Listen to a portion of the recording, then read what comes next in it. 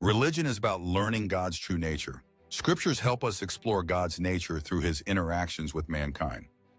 The perception we have of God and the character of God, that's the whole point of religion. That's the whole point of revelation, is to understand God as he really is, right? And when we don't have a proper understanding of that, right, or muddy, and our vision is much more fuzzy. When Abraham was worried about whether he would have posterity, God tells Abraham, Abraham, if you die without having a child, all my promises will still be kept. Because I am God. Yeah. Because I'm God. Now just think of that. Just think of how, that doesn't make sense to us. You're telling me that if Abraham died without having a son or a daughter, that he would still have descendants that would bless the whole earth, and they would be more than what's in the stars. Okay, that doesn't make sense. How is that? Well, because God's God.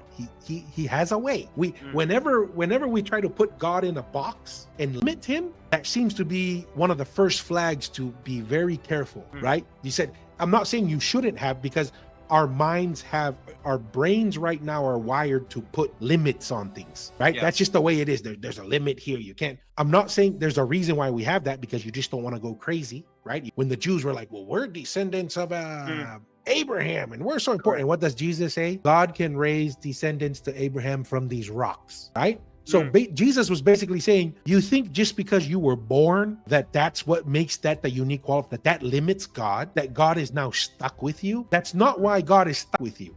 God could have made Adam died, not have children, and then he will take these rocks and make descendants of Abraham. What he was trying to tell the Jews is, no, the reason why you're connected to God is because Abraham made covenants with God. It is the covenant that makes things possible, because it ties, God is willingly tying himself to Abraham, saying, no matter what happens to you, Abraham, I'm going to make things the truth for you.